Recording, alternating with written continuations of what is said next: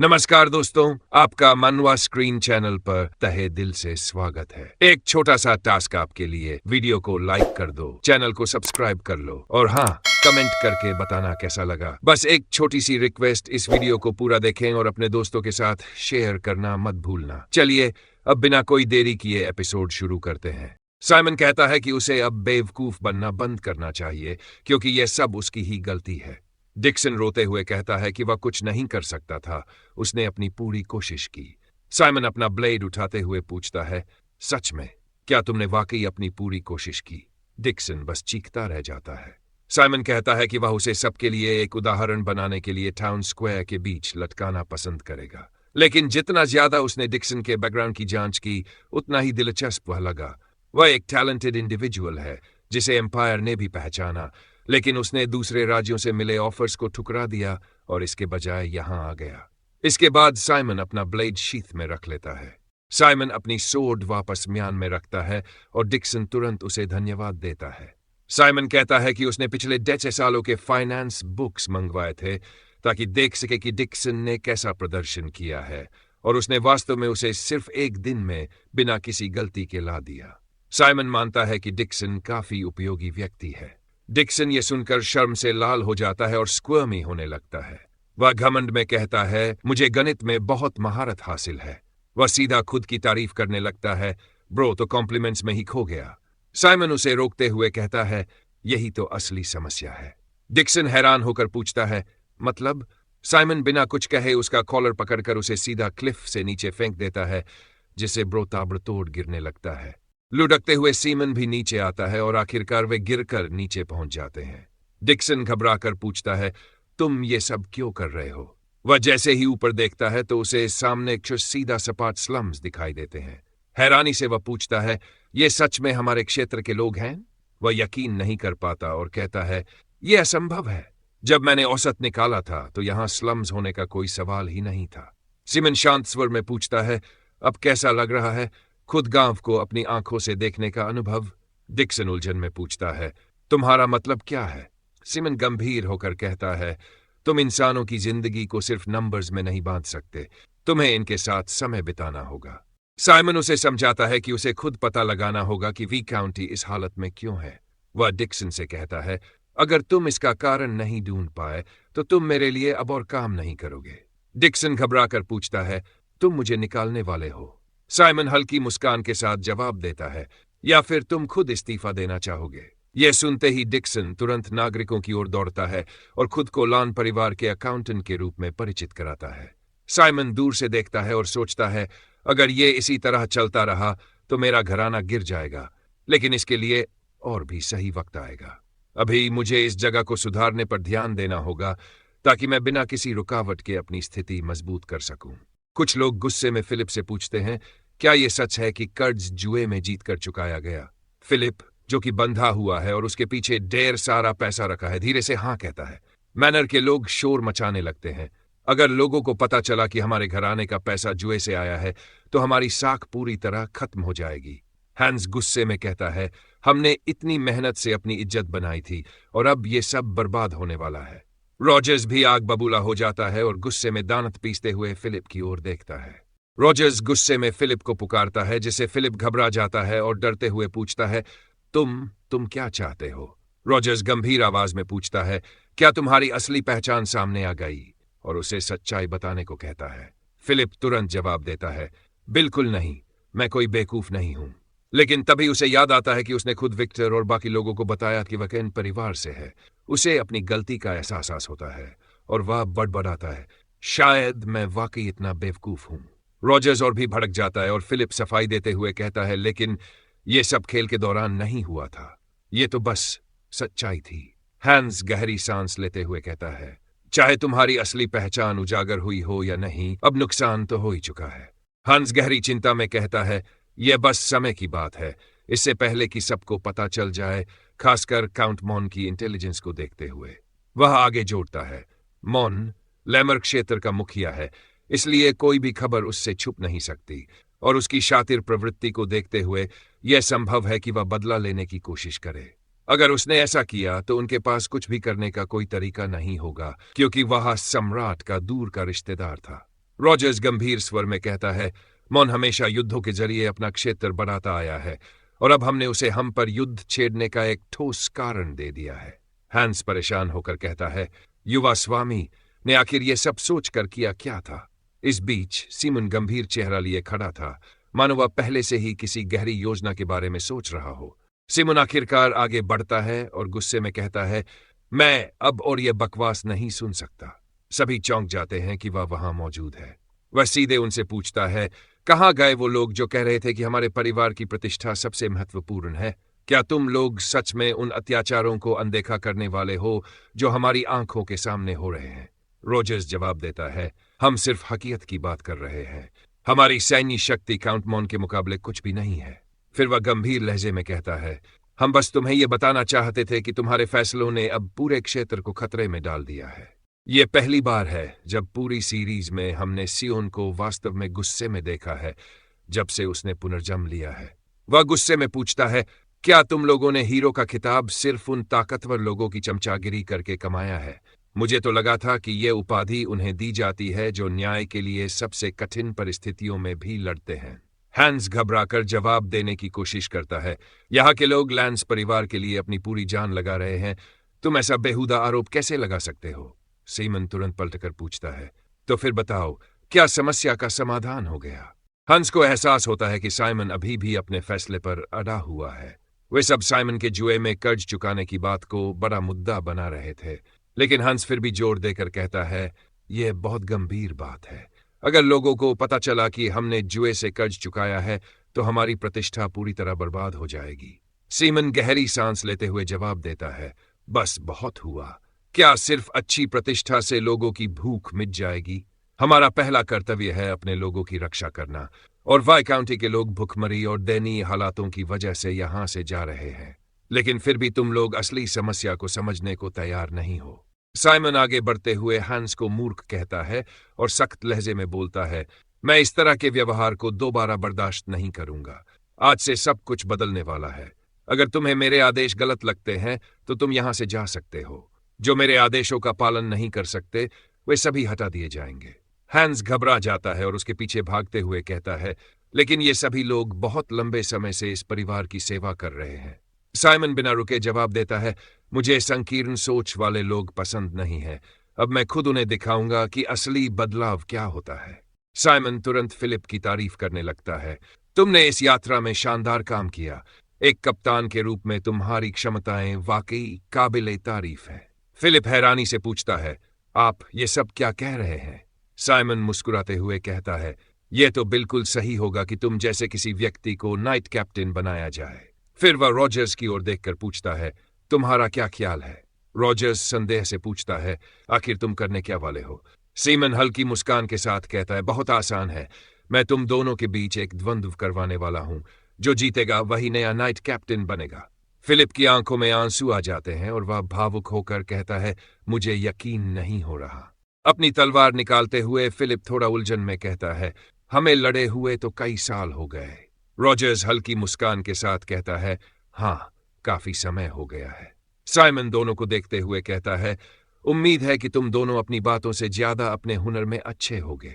Philip अब भी उलझा हुआ है कि यह सब क्यों हो रहा है, लेकिन वह जानता है कि अब पीछे हटने का कोई रास्ता नहीं है। जैसे ही वह अपनी तलवार पूरी तरह बाहर निकालता है, रॉजर्स भी अपनी तलवार खींच लेता है और दोनों एक दूसरे का सामना करने के लिए तैयार हो जाते हैं।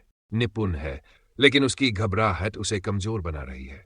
फिलिप अपनी तलवार उठाते हुए कहता है, मैं पूरी ताकत से हमला करने वाला हूं। रॉजर्स भी अपनी तलवार खींचता है और जैसे ही वह उसे निकालता है, हवा का बहाव तेज हो जाता है। चारों ओर एक अजीब सा तनाव फैल जाता है और दोनों के बीच WWE स्टाइल का आमना सामना शुरू हो जाता है।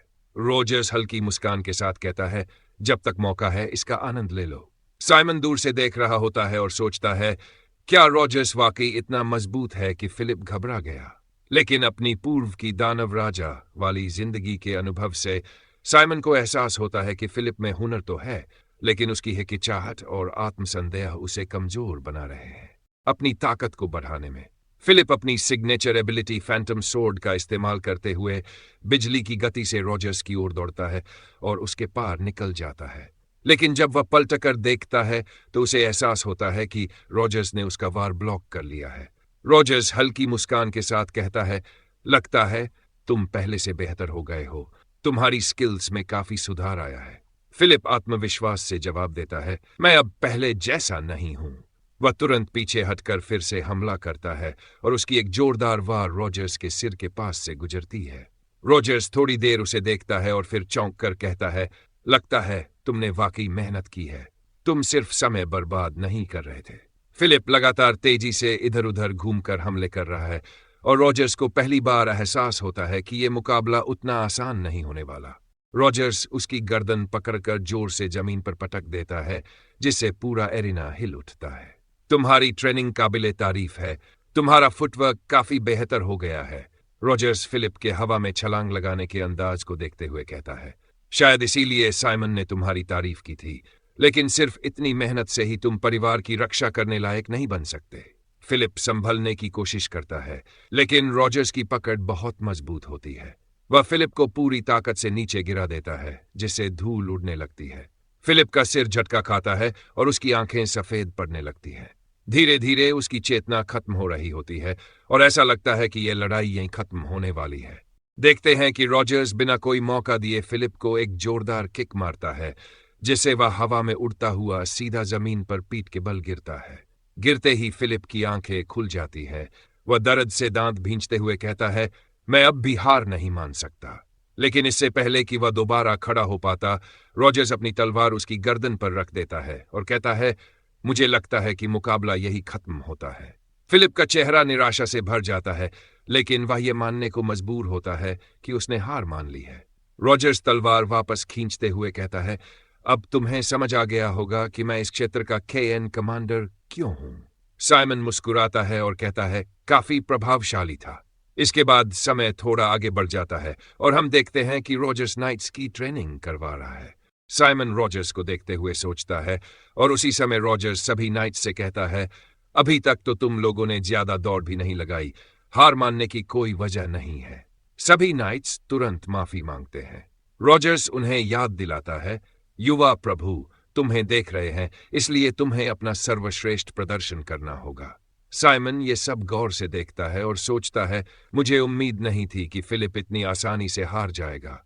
फिलिप थोड़ी शर्मिंदगी महसूस करते हुए कहता है, असल में चाचा रॉजर्स पूरे महाद्वीप के टॉप 5 तलवारबाजों में से एक हैं। साइमन ये सुनकर गंभीर हो जाता है और सोचता है, अगर ऐसा कोई मुझे निशाना बनाता तो मेरे पास बचने का कोई रास्ता ही नहीं होता, मेरे लिए तो मरना ही तय था। फिलिप साइमन की ओर देखता है और धीरे से माफी मांगता है। साइमन उसकी ओर मुड़कर कहता है, फिलिप, मैंने एक फैसला किया है। साइमन फिलिप को बताता है कि उसने उसे अपना आधिकारिक escort night, official escort night चुनने का फैसला किया है और उसे इस भूमिका को पूरी तरह निभाने के लिए किसी भी हद तक जाना होगा। फिलिप यह सुनकर पूरी तरह से हैरान रह जाता है। उसकी आंखें नम होने लगती है और वह अपनी मुट्ठी कसकर बंद करते हुए कहता है, मैं अपनी पूरी कोशिश करूंगा। फिर वह बेहद खुश होकर आगे जोड़ता है, मैं वह तलवार बनूंगा जो आपकी रक्षा करेगी और आपको यह साबित करके दिखाऊंगा कि मैं आपके भरोसे के लायक हूं। साइमन मुस्कुराते हुए कहता है, अब जल्दी जाओ और बाकी लोगों के साथ ट्रेनिंग में शामिल हो जाओ। फिलिप तुरंत दौड़कर ट्रेनिंग ग्राउंड की तरफ चला जाता है। साइमन उसे जाते हुए देखता है और सोचता है, सोचने वाली बात है, फाइसिड में से केवल 10 नाइट्स को एक्सपर्ट माना जाता है। अगर ऐसा है तो यह साफ है कि यह परिवार इतनी बुरी स्थिति में क्यों है। उसी रात एस्टेट में हम देखते हैं कि किन्स घबराया हुआ है और साइमन से पूछ रहा है कि तुम ये क्या कर रहे हो। हैंस गुस्से में कहता है, पहले तुमने वो मूर्ति बेच दी और अब तुम परिवार की सारी बेशकीमती चीजें बेच रहे हो। क्या तुम अपने खानदान की इज्जत को यूं ही फेंकने का इरादा रखते हो? साइमन बिना हिले डुले जवाब देता है, जिससे पैसा आएगा साइमन वही करेगा। हैंस घबराकर मेज पर हाथ रखता है और पूछता है, तुम ऐसा क्यों कर रहे हो? वह अपनी नाराजगी दबाने की कोशिश कर रहा है, लेकिन उसका गुस्सा साफ छलक रहा है। साइमन उसकी ओर देखता है और कहता है, 500 साल पहले मर चुके महान योद्धा लैन अभी हमारी कोई मदद नहीं कर सकते। हंस चौंक जाता है, तुम ऐसा कैसे कह सकते हो? साइमन उसे सोचने को कहता है, इन्हीं पुरानी परंपराओं और महान योद्धा लैन के सम्मान के नाम पर इस परिवार की हालत ऐसी हो गई है। तो यह सब हंस जैसे वफादारों की वजह से हुआ है कि परिवार का नाम बर्बाद हो गया। हैंस गुस्से में कहता है, यह नामुमकिन है। अगर यह सब डेमन किंग के श्राप की वजह से ना होता। लेकिन साइमन बीच में ही उसे काटते हुए कहता है, यही सोच सबसे बड़ी ही समस्या है। जब चीजें अच्छी होती हैं तो पूर्वजों की तारीफ करते हो, और जब बुरा होता है तो डेमन किंग को दोष देते हो। फिर वह धीरे धीरे अपनी डैगर बाहर निकालता है और हंस की ओर देखता है। अब मैं तुम्हें साफ साफ बता देना चाहता हूं, मैं योद्धा लैन से भी महान बनूंगा। अगर तुम्हें अब परिवार की पुरानी परंपराओं से बंधे रहना है तो तुम्हारी जगह इस घर में नहीं है। होते होते सीमन अपने परिवार के इतिहास से इन पुरानी परंपराओं को पूरी तरह मिटा देने की बात करता है। फिर वह महान योद्धा की छोटी तस्वीर पर अपनी डैगर घोंप देता है। तभी दरवाजा जोर से धड़ाम से बंद होता है और सीमन वहां से चला जाता है। हैंस के पास बाकी सेवक दौड़कर आते हैं और घबराकर पूछते हैं, क्या आप ठीक हैं? हैंस भारी सांस लेते हुए कहता है, मुझे वो दिन याद है जब युवा स्वामी मेरी गोद में बैठकर कहानियां सुना करते थे, और अब देखो वो कितना बदल चुका है। वह आगे बड़बड़ाता है, डेमन किंग के किले में उसकी बार बार की यात्राएं, और ये सब बदलाव, इसकी सिर्फ एक ही वजह हो सकती है। जल्द ही हंस खुद से बड़बड़ाता है, जरूर ये डेमन किंग का अभिशाप ही है जो इस परिवार को तबाह कर रहा है। तभी फिलिप की आवाज सुनाई देती है जो साइमन को पुकार रहा होता है। वह साइमन से कहता है, कम से कम इस बार आपको हंस की बात मान लेनी चाहिए। आपने अभी जो कहा वो कुछ ज्यादा ही था। साइमन उसकी ओर देखते हुए पूछता है, तुम्हें सच में लगता है कि मैंने हद पार कर दी? वह आगे कहता है, मेरी सोच थोड़ी अलग है। मैं हंस को जरा भी मौका नहीं देना चाहता कि वो कोई जवाब दे सके। मैं उसे पूरी तरह दबाव में रखना चाहता हूं, और इस बारे में हम बाद में बात कर सकते हैं। फिर साइमन फिलिप से पूछता है, तुम्हारा काम पूरा हुआ? फिलिप अचानक चौंक जाता है और कहता है, आपकी आवाज कुछ ज्यादा ही तेज हो रही है। जानकारी हासिल करना इतना आसान नहीं था, लेकिन फिलिप ने जैसे तैसे हंस से यह सब पता कर लिया। साइमन बिना कोई देरी किए पूछता है, वो कहाँ है? फिलिप इधर उधर देखकर धीरे बोलने के लिए कहता है, फिर पास आकर फुसफुसाते हुए उसे जानकारी देता है। इसके बाद दृश्य बदलता है और हम अंधेरी काल कोठरी में साइमन के जूते देखते हैं, जो धीरे धीरे एक लोहे के गेट के पास पहुंचते हैं। साइमन गंभीर स्वर में कहता है, ये तो बिल्कुल अलग है उस जानकारी से जो तुमने मुझे दी थी। वहां जंजीरों में बंधा एक आदमी पड़ा है जिसकी हालत इतनी खराब है कि वो लगभग मरा हुआ सा दिखता है। फिलिप जल्दी से सफाई देता है, लेकिन कल ही ये बिल्कुल ठीक था, वो बिल्कुल स्वस्थ था। तभी वो कैदी अचानक अपनी भारी आवाज में पूछता है, तुम कौन हो? उसके शब्दों के साथ ही एक जबरदस्त दबाव, इमेंस प्रेशर पूरे कमरे में फैल जाता है, जिससे माहौल और भी गंभीर हो जाता है। साइमन उसकी ओर देखते हुए ठंडे स्वर में कहता है, मैं देख सकता हूं कि तुम असल में कौन हो। उस आदमी की ताकत कम से कम सर्कल की तो होगी ही, बल्कि शायद उससे भी कहीं ज्यादा। बूढ़ा कैदी गहरी आवाज में कहता है, मैं खुद को दोहराने वाला नहीं हूं, अपना जवाब दो। वो साइमन को घूरता रहता है, लेकिन साइमन बिना घबराए कहता है, मैंने सुना है कि तुम्हें यहां काफी समय से कैद किया गया है, लेकिन तुम्हारी हालत तो देखने लायक है।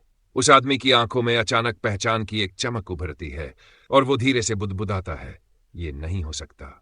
साइमन हल्की मुस्कान के साथ कहता है, मुझे यकीन नहीं होता कि महान फम सोल आयरन मेज इस जगह सड़ रहा है।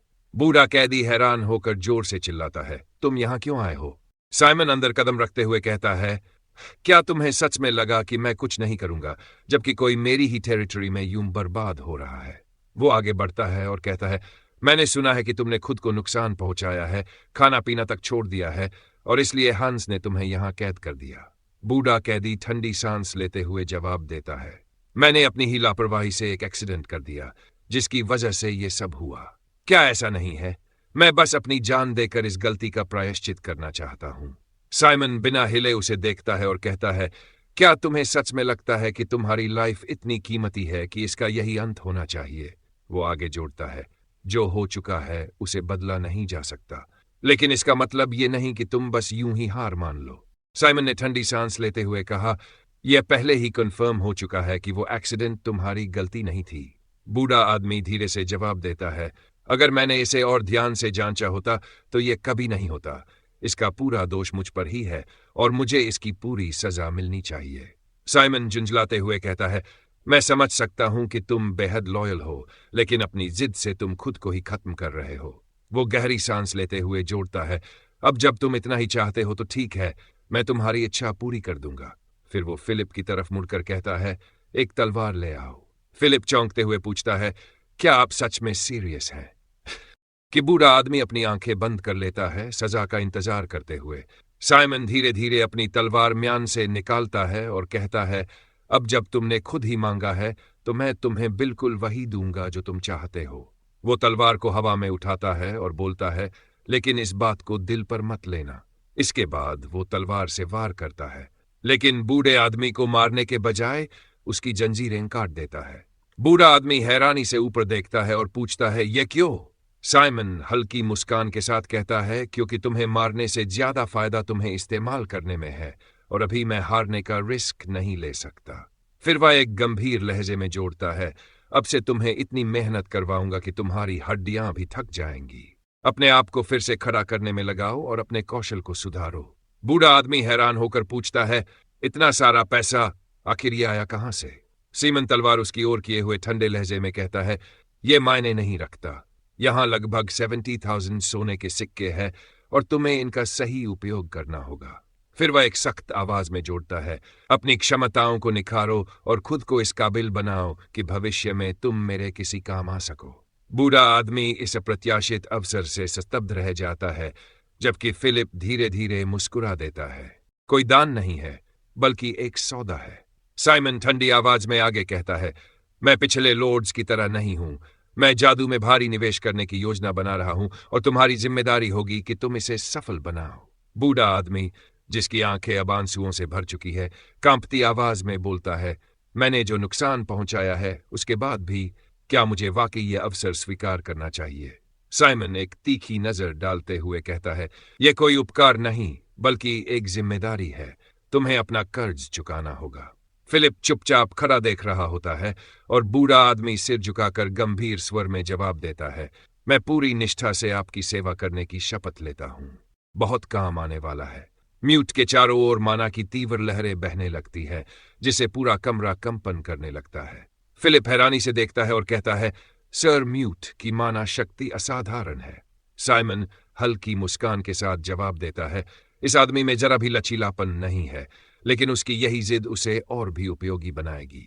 म्यूट सिर झुकाकर गंभीर स्वर में कहता है, मैं अपने अंतिम सांस तक अपनी निष्ठा बनाए रखूंगा। पूरी तरह से समर्पित हो चुका है और बाकी लोग भी पहले से कहीं ज्यादा मेहनत कर रहे हैं। हैंस बालकनी से नीचे देखते हुए कहता है, परिवार बदल रहा है। पास खड़े सहायक भी सिर हिलाते हैं। नीचे मैदान में फिलिप को देखा जा सकता है, जो पहले मेहनत से दूर भागता था, अब वह पूरी गंभीरता से ट्रेनिंग कर रहा है। बाकी नाइट्स भी पूरे जोश से अभ्यास कर रहे हैं। हैंस अपनी मुट्ठियां भींचते हुए सोचता है, साइमन ने सिर्फ 1 महीने में सब कुछ बदल कर रख दिया, लेकिन पता नहीं क्यों मुझे ये बेचैनी महसूस हो रही है। आगे की तैयारी के लिए जरूरी था। डिक्सन अपनी जगह पर खड़ा होकर गहरी सांस लेता है और आगे कहता है, मैं इस सफर से बहुत कुछ सीख कर आया हूं। अब मैं पूरी तरह से समझ चुका हूं कि हमारी गिनतियों और असलियत में इतना अंतर क्यों था। हैंस उसे ध्यान से देखते हुए पूछता है, तो क्या तुम्हें इसका हल भी मिल गया? डिक्सन मुस्कुराते हुए सिर हिलाता है, हाँ, और यकीन मानो यह बदलाव पूरे क्षेत्र को नई दिशा देगा। प्रणाली को पूरी तरह से बदल दिया गया है। डिक्सन उत्साहित होकर आगे कहता है, अब कोई भी बिना किसी रोक टोक के व्यापार कर सकता है और यह हमने गांव वालों के साथ मिलकर तय किया। हंस अविश्वास से चारों ओर देखता है और बड़बड़ाता है, ये सब महज 1 महीने में? डिक्सन मुस्कुराते हुए जवाब देता है, हाँ, जब लोग खुद फैसले लेने लगते हैं और उनके पास सही संसाधन होते हैं तो चमत्कार होते देर नहीं लगती। आराम से बैठते हुए कहता है, शुरू में मुझे भी यही संदेह था, लेकिन अब जब परिणाम मेरी आंखों के सामने है तो बहस करने का कोई मतलब नहीं है। हंस गहरी सांस लेते हुए कहता है, लेकिन यह सब लकोन परिवार की 500 साल पुरानी नीतियों के बिल्कुल खिलाफ जा रहा है। डिक्सन हल्की हंसी के साथ जवाब देता है, और उसी 500 साल पुरानी सोच ने इस जगह को बर्बादी के कगार पर ला खड़ा किया था। बदलाव जरूरी था और अब तुम खुद देख सकते हो कि यह कितना प्रभावी साबित हुआ है। कमरे में पानी टपक रहा होता है और हंस हल्के से सिर हिलाते हुए साइमन को दस्तावेज सौंपता है। आपने जो दस्तावेज मंगवाए थे वे सभी मैंने व्यवस्थित कर दिए हैं, हंस कहता है। उसकी आवाज में अब भी थोड़ा संकोच छलकता है। साइमन बिना समय गवाए उन्हें उठाता है और सरसरी तौर पर पढ़ने लगता है। बारिश की बूंदें छत से टपकती रहती हैं, लेकिन वह पूरी तरह से कागजों पर ध्यान केंद्रित किए हुए है। हंस उसे देखता है और सोचता है, इस थोड़े से समय में ही सब उसकी बात मानने लगे हैं। क्या मुझे भी झुक जाना चाहिए? महसूस करता है कि वह पहले के साइमन से बिल्कुल अलग हो चुका है। हैंस गहरी सांस लेते हुए कहता है, मैं कल ही कार्यालय की छत का मरम्मत कार्य शुरू करवा दूंगा, और अगर कोई और समस्या हो तो कृपया मुझे बताइए। साइमन सिर हिलाता है, लेकिन फिर गंभीर स्वर में कहता है, तुम्हारी प्राथमिकताएं गलत हैं। बारिश से बचने के लिए हमारे पास तो कम से कम एक छत है, लेकिन फोम में ऐसे बहुत से लोग हैं जिनके पास ये भी नहीं है। पहले उनका इंतजाम करना ज्यादा जरूरी है। हंस ये सुनकर अपने मुट्ठी भींच लेता है। उसके मन में एक सवाल उठता है। जितना अधिक मैं युवा स्वामी को जानता हूं, उतना ही मुझे एहसास होता है कि वह पहले जैसे नहीं रहे। दृश्य बदलता है और हमें दिखाया जाता है। झाड़ियों के पीछे छिपकर सांस रोक लेता है। उसकी निगाहें साइमन पर टिकी होती है। हर रात वह चुपचाप निकल जाता है और उसकी इन नियमित यात्राओं का गंतव्य हमेशा एक ही होता है। हैंस खुद से बड़बड़ाता है, डेमन किंग के किले की ओर। वह सिर झटकते हुए सोचता है, मैं ऐसा मानना भी नहीं चाहता, लेकिन अगर युवा स्वामी सच में डेमन किंग के श्राप के प्रभाव में आ चुके हैं तो यह पूरे परिवार के लिए विनाशकारी होगा। उसी समय सीमन अचानक रुक जाता है। हैंस तेजी से एक पेड़ की ओट में छिप जाता है। उसका दिल जोर से धड़क रहा होता है। क्या उसने मुझे देख लिया? हैंस के माथे पर पसीना छलक आता है, लेकिन वह अपनी जगह से हिलता नहीं है। उसकी आंखें सीमन की हर हरकत पर टिकी रहती हैं। हंस फटी आंखों से देखता रह जाता है। ये तो वही डाकू है जिन्हें हमारे क्षेत्र से लूटपाट के कारण निकाला गया था। वह बड़बड़ाता है। तो वे इतने समय से यहां छिपे हुए थे। डाकुओं का नेता आगे बढ़ता है और घिनौनी मुस्कान के साथ कहता है, युवा स्वामी, जैसा आपने कहा था हमने काम पूरा कर दिया। ये तो उम्मीद से भी आसान निकला। हंस का चेहरा सख्त पड़ जाता है। क्या? साइमन ने इन्हें कोई काम सौंपा था? साइमन हल्की मुस्कान के साथ सिर हिलाता है। अच्छा किया, तुम लोग तेजी से काम निपटाते हो। हैंस के दिमाग में उथल पुथल मच जाती है। युवा स्वामी आखिर क्या कर रहे हैं? उन्होंने इन अपराधियों के साथ समझौता कर लिया। साइमन बैग के अंदर हाथ डालता है और हल्की मुस्कान के साथ पूछता है, तो क्या तुम लोग तैयार हो? डाकू ठहाके लगाते हुए कहते हैं, जरूर, हमने पिछली बार दिए गए किताबों को अच्छे से समझ लिया है। हंस की भौहें सिकुड़ जाती हैं। किताब? उसने इन्हें किताबें दी थी? वह फुसफुसाता है। यह अजीब है। साइमन आखिर क्या करने की कोशिश कर रहे हैं, और ये डाकू उसकी बात इतनी आसानी से क्यों मान रहे हैं? हंस दूरी से उन्हें देखता रहता है, लेकिन वे बहुत दूर है, जिससे वह ठीक से सुन नहीं पाता, पर उसकी बेचैनी बढ़ती जा रही है। अगर ये वही है जो मैं सोच रहा हूं, तो इसका मतलब हंस का दिल तेजी से धड़कने लगता है। युवा स्वामी, आप वास्तव में क्या योजना बना रहे हैं? यह सुनकर डाकू भावुक हो जाते हैं और खुशी के आंसू बहाने लगते हैं। हम अब निरक्षर नहीं हैं, उनमें से एक कहता है। युवा स्वामी ने हमारे लिए पूरी कहानी का सारांश बना दिया, इसलिए अब हम कठिन से कठिन हिस्से भी समझ सकते हैं। हैंस ये सब देखकर पूरी तरह से हक्का बक्का रह जाता है। यह क्या हो रहा है? तभी एक महिला अपने बच्चे के साथ बाहर आती है और भावुक स्वर में कहती है, युवा स्वामी के कारण ही मेरा बच्चा अब पढ़ सकता है। धीरे धीरे यह स्पष्ट हो जाता है कि यह केवल कुछ लोगों की भावना नहीं है, बल्कि पूरे गांव में यही माहौल है। साइमन ने न केवल इन्हें शिक्षा दी, बल्कि उन्हें भोजन और दवाइयां भी मुहैया कराई। हैंस की आंखें चौड़ी हो जाती हैं। यह सब। सामने मौजूद लोग भावुक होकर साइमन को धन्यवाद देते हैं। उनके लिए वह केवल एक स्वामी नहीं, बल्कि उनके परिवारों का उद्धार करता है। साइमन बस हल्की मुस्कान के साथ कहता है, कोई बात नहीं, बस यह सुनिश्चित करो कि तुम इसे दूसरों तक पहुंचाओ। डाकू उत्साह से कहते हैं, बिल्कुल, हम भले ही अपना जीवन डाकू के रूप में बिताते आए हों, लेकिन हम एहसान फरामोश नहीं हैं। बस आदेश दीजिए, हम वही करेंगे जो आप कहेंगे। सिमन मुस्कुराता है, बहुत बढ़िया। इसके बाद वह अपने बैग को उनके सामने पलट देता है। उसमें से भारी मात्रा में सुनहरी जिल्द वाले किताबें गिरती हैं। हंस चौंक जाता है। ये तो लगभग 7 पैसों के बराबर होगा। लेकिन तभी उसकी नजर और भी अधिक किताबों पर पड़ती है और वह खुद से बड़बड़ाता है। यह आखिर क्या करने की सोच रहा है? ऐसा हो सकता है। डाकू अचंभित होकर पूछते हैं, यह सब क्या है? हमें किताबों की बात समझ आती है, लेकिन यह पैसा क्यों? साइमन हल्की मुस्कान के साथ जवाब देता है, इसका जवाब भी इन्हीं किताबों के अंदर छिपा है। जब तुम इन्हें पढ़ोगे तो सब समझ जाओगे। डाकू किताबों को पलटते हैं और देखते हैं कि उनमें से कुछ वास्तव में निवासी पंजीकरण और भूमि हस्तांतरण के दस्तावेज हैं। साइमन आगे कहता है, ये दस्तावेज तुम्हें मेरी भूमि के आधिकारिक निवासी के रूप में मान्यता देते हैं। इनके जरिए तुम्हें यह अधिकार मिलेगा कि तुम इस जमीन को अपना कह सको। वह उनकी ओर देखता है और दृढ़ता से कहता है, मैं यहाँ एक नया शहर बसाने जा रहा हूं और तुम सभी वहां रह सकते हो। डाकू अविश्वास में कांप उठते हैं। क्या ये सच में मुमकिन है? वे हतप्रभ होकर कहते हैं, हम सिर्फ साधारण डाकू थे। हमने एक बार तुम्हारे साथ विश्वासघात भी किया था, लेकिन फिर भी तुमने हमेशा हमारी मदद की। पर हमने तो केवल दूसरों से चोरी करके खुद को जिंदा रखा। हम इस सम्मान के योग्य नहीं हैं। वे सिर झुका लेते हैं। भले ही हम तुम्हारे आभारी हैं, लेकिन इस क्षेत्र के लोग हमें कभी स्वीकार नहीं करेंगे। साइमन शांत स्वर में कहता है, मुझे ये सब पता है और मैं भी तुम्हें पूरी तरह से स्वीकार नहीं कर रहा। साइमन गंभीरता से कहता है, लूटपाट एक बड़ा अपराध है, लेकिन तुम्हें ऐसा करने पर मजबूर किया गया। ये लान परिवार का एक और पाप है जिसे मैं माफ नहीं कर सकता। वह आगे बढ़कर जोड़ता है, हाँ, तुमने दूसरों से चोरी की, लेकिन उन्हें नुकसान पहुंचाने से बचते रहे। इसका मतलब है कि तुम्हारे पास प्रायश्चित करने का अवसर अब भी है। साइमन थैली की ओर इशारा करता है, यह रकम आधे साल की अग्रिम भुगतान है, लेकिन अब से तुम्हारी पहचान डाकू नहीं बल्कि भाड़े के सैनिकों की होगी। वह उनकी आंखों में देखते हुए कहता है, अगर तुमने लोगों को डराया है तो अब उनके लिए लड़ने के लिए तैयार रहो। यही तुम्हारे प्रायश्चित का सही मार्ग होगा। साइमन एक पल के लिए रुकता है और फिर ठहराव भरी आवाज में कहता है, यह भविष्य है जो मैं तुम्हें दे सकता हूं, लेकिन भविष्य की ओर बढ़ने का मार्ग तुम्हें खुद चुनना होगा। साइमन के शब्द हवा में गूंजते हैं। यही कारण है कि मैं तुम सब पर, अपने लोगों पर भरोसा कर रहा हूं। डाकू अपनी आंखों में आंसू रोकने की कोशिश करते हैं। फिर वे अपने हथियार उठाते हैं और एक स्वर में कहते हैं, हम अपनी जान देने के लिए तैयार हैं। हम आपके क्षेत्र की रक्षा करेंगे। हंस ये दृश्य देखकर सन्न रह जाता है।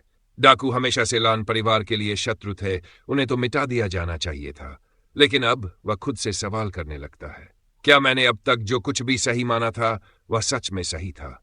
वह अपने घुटनों के बल गिर पड़ता है। मैंने जो रास्ता चुना वह चीखों को अनसुना करना था। लंबे समय तक हंस वहीं घुटनों के बल बैठा रहता है। मैं कितना मूर्ख था, वह खुद से बुदबुदाता है। मैंने युवा स्वामी की मंशा को गलत समझा। मैंने उन पर संदेह किया, लेकिन अब मुझे एहसास हुआ कि वह सच में इस क्षेत्र को बेहतर बनाना चाहते हैं।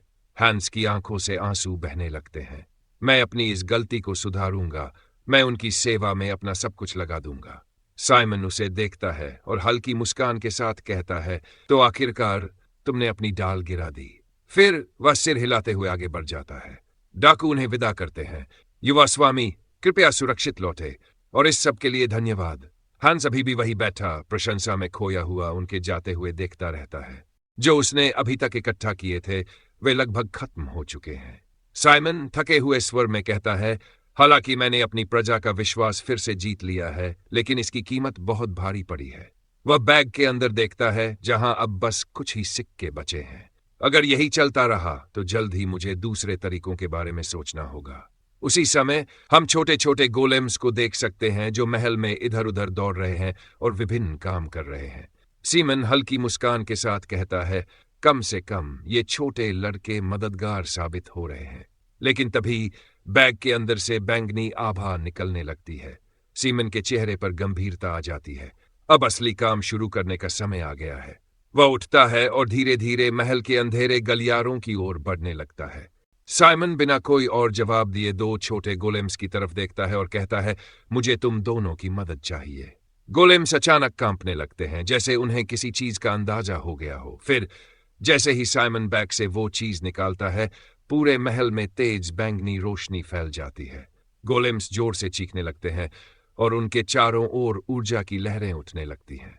कैसल के बाहर से भी ये रोशनी देखी जा सकती है और माहौल अचानक भारी और रहस्यमयी हो जाता है। दृश्य बदलता है और हमें कैसल के अंदर दिखाता है। सीमन गहरी सांस लेते हुए कहता है, हाँ, मुझे पता है, हमें बेहतर कमाई का जरिया ढूंढना होगा। फिलिप चिंतित होकर कहता है, हमें इतना कुछ मिल चुका था, फिर भी सब खत्म हो गया। अब आगे क्या करेंगे? सीमन अपनी आंखों में गंभीरता लाते हुए जवाब देता है, अब हमें उस चीज का सहारा लेना पड़ेगा। फिलिप चौंक जाता है, वो चीज? लेकिन क्या तुम सच में उसे इस्तेमाल करने का सोच रहे हो? फिर साइमन पूछता है, तो इसका मतलब है कि अब तक की सारी खुदाई बेकार गई? फिलिप सिर झुकाते हुए जवाब देता है, हाँ, हमारे क्षेत्र में एइन का कोई निशान नहीं मिला। पिछली कुछ दशकों में जितने भी प्रयास हुए वे सब असफल रहे। साइमन कुछ देर सोच में पड़ जाता है, फिर गंभीरता से कहता है, तो हमें और दूर जाना होगा। ये सिर्फ हमारे क्षेत्र की बात नहीं हो सकती, हमें इसे किसी और जगह खोजना होगा। फिलिप थोड़ा असमंजस में कहता है, तो क्या हम किसी और क्षेत्र में खुदाई शुरू करने वाले हैं? क्या ये भी संभव है? साइमन हल्की मुस्कान के साथ जवाब देता है, अगर हम अपनी सीमाओं में नहीं ढूंढ सकते तो हमें उन सीमाओं को तोड़ना होगा। फिलिप हैरानी से देखता है, जबकि साइमन की आंखों में एक नया संकल्प छलकने लगता है। उसके बाद सीन बदलकर रोकियो माउंटेन रेंज दिखाता है। साइमन आंखें संकीर्ण करते हुए बड़बड़ाता है, ये सभी अलग अलग क्षेत्रों में रहने वाले होने चाहिए थे, लेकिन यहां तो सब एक साथ जमा हो गए हैं। ये कुछ गड़बड़ है। उसके सामने हर तरफ जंगल में पेड़ों की शाखाओं पर, पत्थरों के पीछे और यहां तक कि जमीन के नीचे भी डरावने राक्षसों की हलचल थी। ये दृश्य किसी युद्ध क्षेत्र से कम नहीं लग रहा था। तो ये जगह सच में इतनी खतरनाक है जितनी फिलिप ने बताई थी, वह हल्के से हंसते हुए कहता है। लेकिन जैसे ही वह आगे बढ़ने की सोचता है, अचानक झाड़ियों में हलचल होती है। साइमन तुरंत चौकन्ना हो जाता है, उसकी नजरें तुरंत उस दिशा में टिक जाती हैं। अगर ये सब एक जगह जमा हो गए हैं तो इसका मतलब कोई न कोई वजह जरूर होगी। सवाल यह है कि वह हल्के से अपने हाथ की उंगलियां मोड़ते हुए बड़बड़ाता है, वजह क्या है? तभी एक तेज गर्जना पूरे क्षेत्र में गूंज उठती है और पेड़ों से लेकर पहाड़ियों तक के राक्षस एक साथ प्रतिक्रिया देते हैं। साइमन के होंठों पर एक हल्की मुस्कान उभरती है। तो असली खेल अब शुरू हुआ? सीमन मुस्कुराते हुए बड़बड़ाता है, तो ये सब मिलकर इंसानों का मुकाबला करने के लिए डल चुके हैं। दिलचस्प। तभी एक राक्षस अपनी तलवार उठाकर पूरे बल से साइमन पर वार करता है, लेकिन साइमन एक सटीक कदम से साइड में हट जाता है। इससे पहले कि वह दोबारा हमला कर सके, बाकी राक्षसों का एक पूरा समूह उस पर टूट पड़ता है। तो तुम लोग सोचते हो कि तुम्हारे पास बढ़त है? सीमन हल्के से हंसते हुए कहता है, फिर जमीन पर हाथ रख देता है। उसके चारों ओर जटिल जादुई रेखाएं चमक उठती है और अचानक एक विशाल जादुई चक्र सक्रिय हो जाता है। राक्षसों की आंखें चौड़ी हो जाती हैं क्योंकि जमीन कांपने लगती है। देखते ही देखते कई बड़े पत्थर और धातु के टुकड़े हवा में उठने लगते हैं, एक तेज रोशनी फैलती है और फिर साइमन खड़ा होता है। उसकी आंखों में एक अलग ही चमक होती है। अब मैं खुद तुम सबका ख्याल रखूंगा। साइमन अपनी स्थिति का जायजा लेते हुए मुस्कुराता है। ये तो उम्मीद से भी आसान हो रहा है और ये भविष्य के मोनोस्टोन्स अपनी क्षमता साबित कर रहे हैं। एक राक्षस तेजी से आगे बढ़ता है और एक गोलेम के सिर पर प्रहार करता है, लेकिन गोलेम उस हमले को पूरी तरह नजरअंदाज कर देता है। अगले ही पल गोलेम एक जबरदस्त मुक्का उसके पेट में जड़ता है, जिससे वह दूर जाकर जमीन पर गिरता है। ऊपर पैरों से कुछ गॉब्लिन्स कूदकर गोलेम्स पर हमला करने की कोशिश करते हैं, लेकिन उनका हाल भी अलग नहीं होता। गोलेम्स अपनी भारी भरकम कदकाठी के बावजूद उम्मीद से कहीं तेज निकलते हैं और गॉब्लिन्स को बेरहमी से कुचल डालते हैं। साइमन अपने चारों ओर फैले युद्ध को देखता है और मन ही मन सोचता है, ये राक्षस अभी भी बड़ी संख्या में आ रहे हैं, लेकिन इस तरह की लड़ाई तो बस शुरुआत है। साइमन तेजी से स्थिति का विश्लेषण करता है। अब समझ आया कि नाइट्स क्यों असफल रहे। इन सब का सामना करना मुश्किल है, लेकिन नामुमकिन नहीं। तभी उसकी नजर भीड़ के पीछे खड़े एक खास दिखने वाले राक्षस पर जाती है। उसकी आंखें चमक उठती है, तो ये इनका लीडर है। साइमन अपने घुटनों को मोड़ते हुए एक स्प्रिंटिंग पोज में आ जाता है। अब मेरी बारी है मजे लेने की। वह अपनी बॉडी को मैजिक से स्ट्रेंथन करता है और जमीन से तेजी से छलांग लगाता है। राक्षसों की भीड़ के सामने से वह अचानक गायब हो जाता है, जिससे वे सब हैरानी में इधर उधर देखने लगते हैं। अगले ही पल वह हवा में लीडर के ठीक पीछे प्रकट होता है और कहता है, मेरे पास ज्यादा समय नहीं है। हाथों को जमीन पर टेकते हुए साइमन तेजी से अपना हाथ राक्षस के सिर पर रखता है और एक स्पेल कास्ट करता है, ओबीडियंस। राक्षस की आंखें बैंगनी रोशनी से चमकने लगती है और वह जोर से चीख उठता है। साइमन शांत लहजे में समझाता है, यह कोई मामूली जादू नहीं, यह असल में ब्रेन वॉशिंग मैजिक है। राक्षस के माथे पर एक रहस्यमयी चिन्ह प्रकट होता है, जिसे देखकर बाकी के दैत्य चौंक जाते हैं। साइमन हल्की मुस्कान के साथ कहता है, अब इनका लीडर मेरा अधीनस्थ बन चुका है। लीडर बिना देर किए अपने ही साथियों पर हमला करने के लिए तैयार हो जाता है और देखते ही देखते युद्ध का पासा पलट जाता है। बाकी बचे राक्षस एक एक कर जमीन पर गिरते हैं और अपने हाथ टेकते हुए सिर झुका लेते हैं। अब सभी राक्षस अपने हथियार जमीन पर रखकर आत्मसमर्पण कर देते हैं। साइमन ठंडे लहजे में कहता है, मैं तुम्हें कोई नुकसान नहीं पहुंचाऊंगा, लेकिन बदले में तुम्हें अपने बाकी नेताओं को मेरे सामने लाना होगा। रॉयल माउंटेन रेंज की गहरी घाटियों में बिजली कड़कती है। फिर हम देखते हैं कि साइमन एक और राक्षस नेता को ब्रेन वॉश कर रहा है। वह इसे गले से पकड़कर हवा में उठाए हुए है। ये एक गॉब्लिन प्रतीत होता है। गॉब्लिन दर्द से कराहते हुए अपने दांत भींचता है और साइमन अचानक उसकी गर्दन से पकड़ हटाकर उसे जमीन पर गिरा देता है। बाकी गॉब्लिन डर से कांपने लगते हैं। साइमन धीरे से कहता है, मेरे पास एक सवाल है। गॉब्लिन सहमे हुए उसे देखते हैं और साइमन आगे पूछता है, मैंने सुना है कि कभी बोनेव्स इस इलाके में आते जाते थे, क्या ये सच है? ब्रेन वॉश किया गया गॉब्लिन नेता घुटनों के बल बैठते हुए कहता है, चिंता मत करे स्वामी, मैं आपको वहां ले जाऊंगा। साइमन हल्की मुस्कान देता है और सोचता है, चलो कम से कम एक तो काम का निकला। कुछ समय बाद वे एक गुफा के सामने पहुंचते हैं जो पूरी तरह धंसी हुई लगती है। साइमन भौहें चराते हुए पूछता है, तो यही है वह खदान का प्रवेश द्वार? गॉब्लिन पुष्टि करते हैं, यही खदान का प्रवेश द्वार है। साइमन दीवारों को देखते हुए कहता है, यहां भूस्खलन के निशान है, लेकिन कुछ अजीब लग रहा है। वह सोचता है कि आखिर इस खदान में ऐसा क्या हो सकता है जिससे सारे राक्षस जरूरत से ज्यादा डरे हुए हैं। यह उसे और भी ज्यादा संदेहास्पद लगता है। साइमन गहरी सांस लेते हुए कहता है, पता नहीं अंदर क्या है, लेकिन मैं जल्द ही इसका पता लगा लूंगा। फिर वह अपना हाथ उठाता है और उसमें डार्क फ्लेम स्पेल का ऑरा भरने लगता है। देखते ही देखते वह जोरदार धमाके के साथ चट्टानों को उड़ा देता है, जिससे मलबा चारों ओर बिखर जाता है। जैसे ही धुआं और मलबा हटता है, सीमन एक शरारती मुस्कान देता है और कहता है, मैं जानता था यहां सच में एक खदान है। खदान की ओर देखते हुए साइमन मन ही मन सोचता है, तो ये सच में हमारे क्षेत्र के अंदर थी। आखिरकार मिल ही गई। वह अपने आसपास देखता है। सभी राक्षस अभी भी हार मान चुके हैं, जैसे उनमें से किसी की भी लड़ने की इच्छा नहीं बची। सीमन भौहें चढ़ाते हुए सोचता है, इनकी ये हालत क्यों है? मैं तो यहां कोई खतरनाक ऊर्जा भी महसूस नहीं कर रहा। फिर वह गहरी सांस लेते हुए उनकी ओर मुड़ता है और कहता है, ठीक है, तुम सब वापस जा सकते हो। यह सुनकर एक ऑर्क नेता अविश्वास से चौंक जाता है। साइमन अपनी शर्त रखते हुए कहता है, लेकिन बदले में तुम लोग सभी इंसानों को नुकसान नहीं पहुंचाओगे।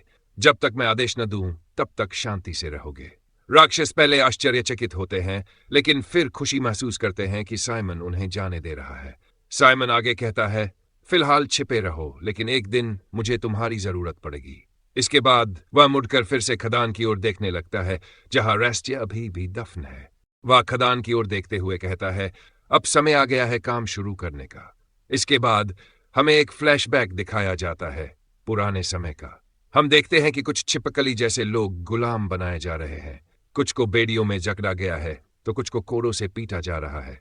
साइमन की आवाज गूंजती है, अतीत में अपनी अत्यधिक तकनीकों और शक्ति के दम पर इंसानों ने अन्य नस्लों को दबा दिया था। एक युवा छिपकली लड़की कोड़े की मार से रो रही होती है, जबकि उसके आसपास कई और गुलाम भयभीत खड़े होते हैं। साइमन आगे कहता है, इंसान केवल अपनी जाति को इस महाद्वीप पर बचाकर रखना चाहते थे। फिर दृश्य बदलता है।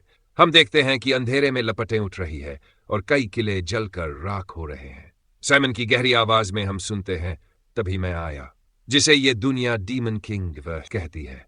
मैंने एक के बाद एक साम्राज्य को जलाकर राख कर दिया, उन सभी को नष्ट कर दिया जो गुलामी का समर्थन करते थे। दृश्य में हम देखते हैं कि विभिन्न नस्लों के गुलामों को आजाद किया जा रहा है। उनके चेहरे पर डर, लेकिन साथ ही राहत भी है। साइमन की आवाज फिर सुनाई देती है, उनके लिए मैं एक राक्षस नहीं था, मैं उनका तारनहार था। उन्हें बचाने के लिए कोई और खड़ा नहीं हुआ, लेकिन साइमन ने किया। डीमन किंग्स टावर में वापस हम उसे अपने सिंहासन पर बैठे हुए देखते हैं। एक विशाल औरत उसके सामने घुटनों के बल झुका हुआ है। साइमन गंभीर स्वर में उससे पूछता है, तो तुम्हारी जाति के केवल डेथ से भी कम लोग जीवित बचे हैं? औरत चुप रहता है, उसकी मुट्ठियां कसी हुई है। उसके चेहरे पर दर्द और असहायता साफ झलक रही है।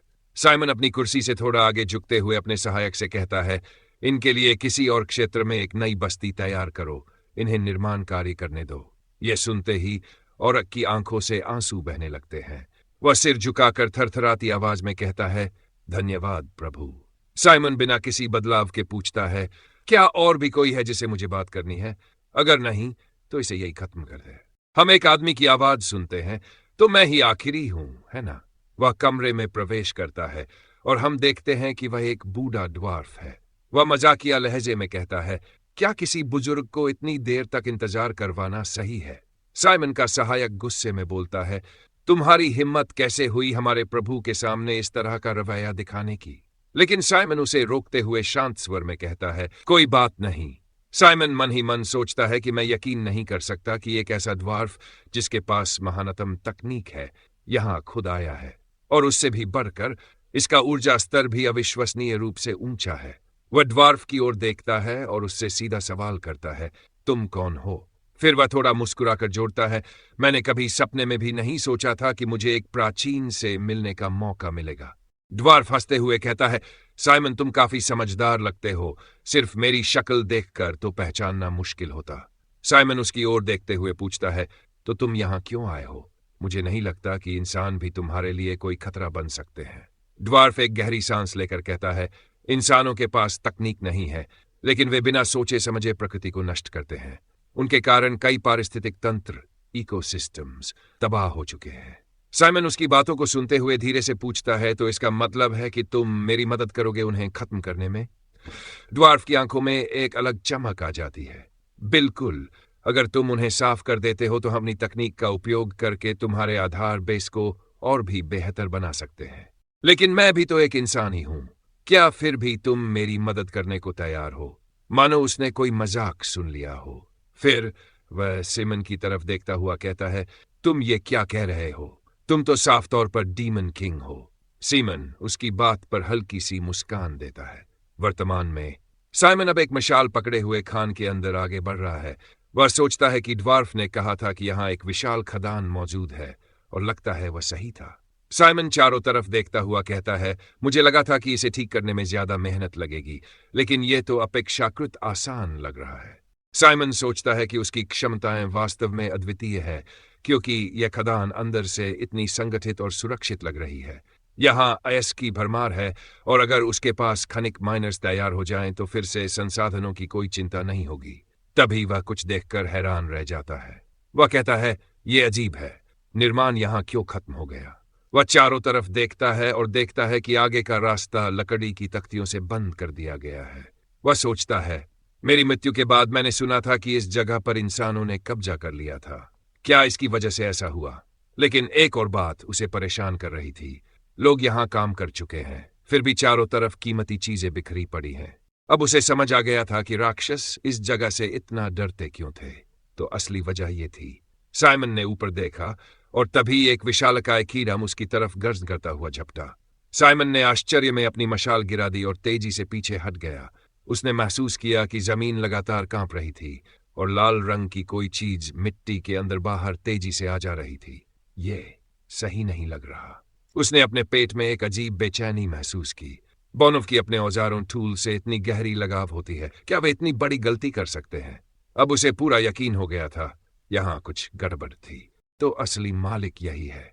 साइमन ने गहरी सांस लेते हुए कहा, इसकी वजह से ही यह खदान छोड़ी गई थी। साइमन ने अपनी आंखें संकीर्ण की और आगे बढ़ते हुए कहा, मुझे खेद है, लेकिन मुझे तुम्हारा सफाया करना ही होगा। वह तुरंत 2 गोलेम ज़्याओन करता है ताकि वे विशाल कीड़े का मुकाबला कर सके। एक पल के लिए दोनों पक्ष एक WWE स्टाइल घूरंत प्रतियोगिता में फंस जाते हैं, और फिर कीड़ा गर्जनाच करता है जैसे कि यह चेतावनी दे रहा हो कि यह उसका इलाका टेरिटरी है। साइमन बिना झिझक अपना हाथ आगे बढ़ाता है और आदेश देता है, इसे गिरा दो।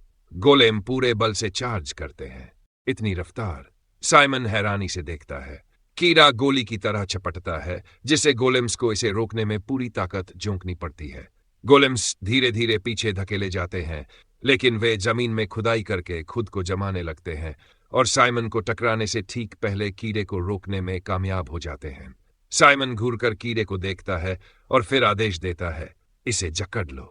जैसे ही गोलेम्स कीड़े को पकड़कर जमीन पर दबाते हैं, साइमन हवा में छलांग लगाता है। वह अपने हाथ में ओरा प्रवाहित करता है, एक और डार्क स्पेल तैयार करता है। अब यह शांत हो जाएगा। वह अंधकार में ज्वाला छोड़ता है जो सीधे कीड़े पर विस्फोट कर जाती है। लेकिन तभी, मेरा जादू अभी कमजोर है, लेकिन यह आखिर बना किस चीज का है? साइमन हैरानी से देखता है। उसके हमले का इस पर एक भी खरोंच नहीं आई। गोलेम्स भी हैरान रह जाते हैं, लेकिन उन्हें सोचने का मौका भी नहीं मिलता। कीड़ा एक जोरदार उछाल मारता है और सभी को हवा में उछाल देता है। साइमन पीछे हटने की कोशिश करता है, लेकिन कीड़ा मुंह खोलकर सीधा उसे निगलने के लिए चपटता है। उसी पल गोलेम भाइयों में से एक कीड़े को कसकर पकड़ लेता है। वह अपने हाथ में औरा भरता है और एक जबरदस्त मुक्का कीड़े को जमीन पर वापस पटक देता है। साइमन राहत की सांस लेता है और कहता है, अच्छा किया। गोलेम खुशी से सिर हिलाता है, लेकिन फिर कीड़ा गुस्से में ऊपर देखता है। उसकी लाल आंखें चमक उठती हैं। कीड़ा गुस्से में कांप उठता है और साइमन समझ जाता है ये बुरा हुआ। वह फौरन गोलेम को चेतावनी देता है, लेकिन इससे पहले कि कुछ हो, कीड़ा सीधा गोलेम पर झपटता है। नहीं, धड़ाम! कीड़ा गोलेम को पकड़कर जमीन के अंदर खींच लेता है। गोलेम जोर से दहाड़ता है और वहीं से कुछ खनिज गिरने लगते हैं। साइमन, ये कैसे मुमकिन है? कीड़ा खनिजों को निगल रहा है और इसकी त्वचा बदलने लगी है। ये विकसित हो रहा है। साइमन भारी परेशानी महसूस करता है। ये तो बहुत बुरा हुआ। अगर ये ऐसे ही लगातार विकसित होता रहा तो। सोचता है, ये चीज आखिर आई कहां से? कोई भी हमला इस पर असर ही नहीं कर रहा। साइमन अब समझ जाता है, अगर इसे हराना है तो उसे अपना गिगान बुलाना होगा। लेकिन तभी धड़ाम! कीड़ा एक भारी चट्टान उठाकर बाहर निकलने का रास्ता बंद कर देता है। साइमन गुस्से से भड़क उठता है। तुम मजाक लग रहा है? ये चीज समझदार भी है? कीड़ा जोर से चीखता है और एक और हमले के लिए झपटता है। साइमन अब सच में परेशान हो जाता है। ये मेरी उम्मीद से कहीं ज्यादा मजबूत है। साइमन सोचने लगता है, अगर इतनी बड़ी राक्षसी जीव बाहर घूम रही होती तो जंगल में इसके निशान जरूर मिलते। फिर अचानक रुको, क्या मैंने कभी ऐसे कोई निशान देखे? वह अब समझने लगता है, शायद ये जीव सिर्फ इस खान के अंदर ही रहता है। अगर ऐसा है तो गिगान को बुलाने का कोई फायदा नहीं। वो खान के अंदर फिट ही नहीं हो पाएगा। अब स्थिति और भी मुश्किल हो जाती है। अगर मुझे इसकी कोई कमजोरी पता होती तो मुझे इतनी मशक्कत नहीं करनी पड़ती। तभी साइमन को कुछ महसूस होता है। वह देखता है गोलम सब भी इसे पकड़कर दबाए हुए हैं। मैना का प्रवाह अभी अभी बाधित हुआ था। इसका मतलब यही है। साइमन तुरंत समझ जाता है, गोलम्स, मुझे थोड़ा समय दो। गोलम्स अब भी उस विशाल राक्षस को काबू में रखने की कोशिश कर रहे हैं। इस बीच साइमन दौड़ते हुए खान में इधर उधर देखने लगता है। अगर मेरी बात सही है तो आसपास ही कुछ ऐसा होना चाहिए जिसे मैं इस्तेमाल कर सकूं। वह चारों ओर नजरें दौड़ाता है और तभी एक कोने में उसे कुछ चमकती चीज दिखाई देती है। वो रहा, एक प्राचीन गैंती। वह इसे उठाते हुए कहता है, खनन के दौरान बौनों के लिए ये एक अनिवार्य औजार था। अब उसकी आंखों में आत्मविश्वास लौट आता है। इसके साथ अब मेरे पास जीतने का मौका है। वह अपनी शारीरिक शक्ति को बढ़ाने वाला जादू सक्रिय करता है और खुद को पूरी तरह तैयार कर लेता है। खान में साइमन पूरी ताकत से गैंती घुमाता है, लेकिन क्या सिर्फ गुस्सा आ गया? राक्षस पहले से भी ज्यादा भड़क उठा था। क्या मैंने पूरी ताकत नहीं लगाई? साइमन अपनी पकड़ खो देता है और पीठ से नीचे गिर जाता है। राक्षस उसके ऊपर गिरने वाला है। क्या साइमन बच पाएगा? क्या तुम जानते थे? रॉजर्स ने फिलिप से पूछा। उसकी आवाज में गंभीरता थी। पीछे क्या हंस चिंतित था? रॉजर्स ने गहरी सांस लेते हुए पूछा। फिलिप ने रोते हुए सिर हिलाया। हाँ, लेकिन मैं कुछ नहीं कर सका। हर बार जब मैंने उसका पीछा करने की कोशिश की, वह गायब हो जाता था। डिक्सन ने सिर खुजाते हुए कहा, कई लोग कहते हैं कि वह राक्षस राजा के किले में जाता है। रॉजर्स की आंखें संकुचित हो गई। पहले मैंने इस पर ध्यान नहीं दिया, लेकिन अब सब कुछ समझ आ रहा है। हंस अपनी जगह खड़ा रहता है, आत्मविश्वास से कहता है, युवा स्वामी ने अब तक हमें कभी निराश नहीं किया। मैं जानता हूं कि वह इस समय भी हमारे लिए लड़ रहा है, लेकिन हकीकत में साइमन अब भी उस कीड़े के साथ संघर्ष कर रहा है। उसकी हर हरकत का जवाब देने की कोशिश कर रहा है। वह अपने जलते हुए काले जादू से एक और हमला करता है। उम्मीद करता है कि इस बार असर होगा। सीधे विशाल कीड़े की ओर बढ़ती है। उसकी आग की लपटें पहले से कहीं अधिक प्रचंड होती है। हमने एक गलती की। यह खदान कभी भी नहीं खुलनी चाहिए थी। यह चीज, यह अमर है। साइमन भौहें चढ़ाता है और फिर उस विशाल कीड़े की ओर देखता है जिसका सिर अब भी आधा जमी हुई खदान में धंसा हुआ है। तो इसका मतलब यह सच में मरा भी है या नहीं? का कंकाल। साइमन उसकी ओर देखता है और सोचता है कि यह यहां कैसे आया, जो अद्भुत कलाकृतियों और अपने कवच से सुसज्जित है। साइमन कहता है कि ऐसा लगता है जैसे उसने इस जगह की रक्षा करने की कोशिश की थी और वह इसका सम्मान करता है। वह उसे उचित दफन देता है, यह कहते हुए कि उसे उम्मीद है कि यह उसके लिए पर्याप्त होगा। अब उसके पास एक ऐसी जगह है जहां वह शांति से विश्राम कर सके और अपने सभी बोझों को पीछे छोड़ सके। वह यह भी उम्मीद करता है कि ड्वार्फ यह समझेगा कि भले ही वह उसकी सारी चीजें ले ले, लेकिन इसका मतलब यह नहीं है कि उसकी कोई बुरी मंशा है। और यहीं पर यह एपिसोड खत्म होता है। अगर आपको जरा भी पसंद आया हो तो लाइक और सब्सक्राइब करना मत भूलना। और हाँ, नेक्स्ट पार्ट कमेंट करके बताओ ताकि हमें पता चले कि किस किस ने वीडियो को आखिर तक देखा। तो फिर मिलते हैं नई वीडियो के साथ। तब तक के लिए बाय बाय।